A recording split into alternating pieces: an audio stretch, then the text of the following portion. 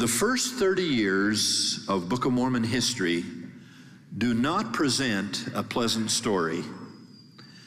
After the abrupt necessity of abandoning their entire earthly fortune, leaving Jerusalem hastily on the eve of international conflict, crossing the Arabian Peninsula in the most adverse of circumstances, building a boat without any prior experience in doing so, crossing an ocean with would-be fatal conflicts breaking out and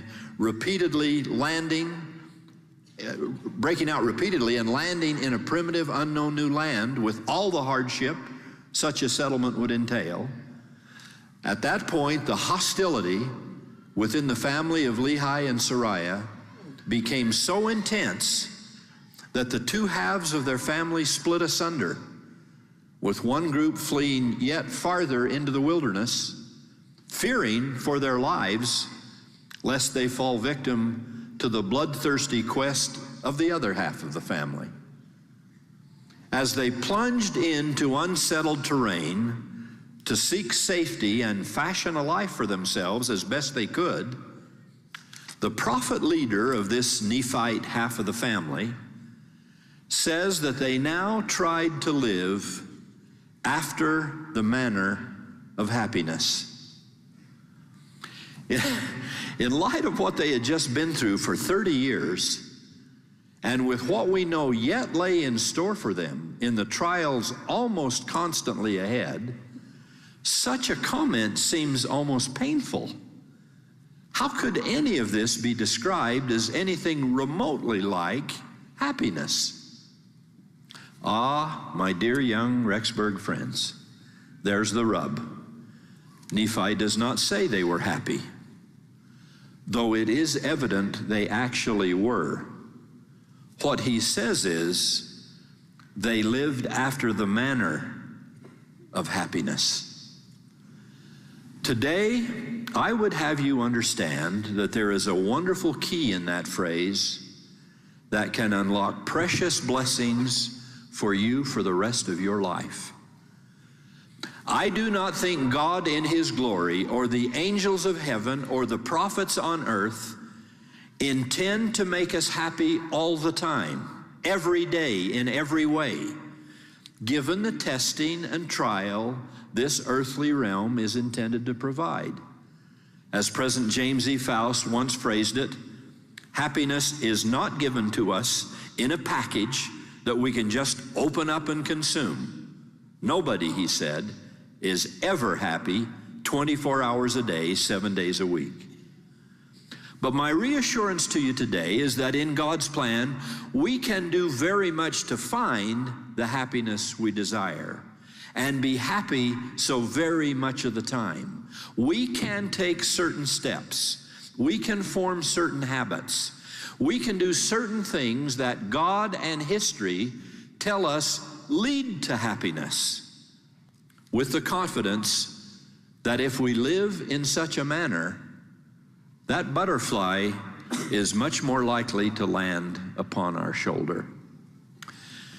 In short, your best chance for being happy is do the things that happy people do. Live the way happy people live. Walk the path that happy people walk. And your chances to find joy in unexpected moments, to find peace in unexpected places, to find the help of angels when you didn't even know they existed or that they knew you existed, improves exponentially. Here are at least a couple of ideas about how one might live after the manner of happiness. Above all else, ultimate happiness, true peace, anything even remotely close to scriptural joy are found first, foremost, and forever in living the gospel of Jesus Christ. Lots of other philosophies and systems of belief have been tried.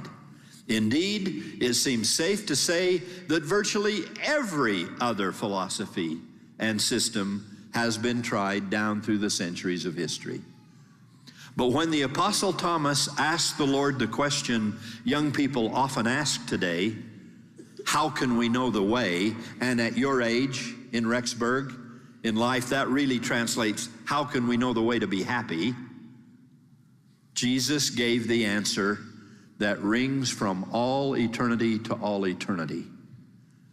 I am the way, the truth, and the life. And whatsoever you shall ask in my name, that will I do. If you shall ask anything in my name, I will do it. What an absolutely breathtaking, staggering promise from the living Son of the living God. At the risk of ruining the beauty of that verse, may I just paraphrase? He's saying, live my way, live my truth, live my life. Live in this manner that I am showing you and teaching you, and whatsoever you ask will be given. Whatsoever you seek, you will find, including happiness. Parts of that blessing may come soon. Parts may come later. Parts may not come until heaven, but they will come, all of them. What encouragement! After a blue Monday, or a sad Tuesday, or a tearful Wednesday. And it's a promise, the realization of which cannot come any other way. It can only come by devotion to eternal truth, the gospel of Jesus Christ.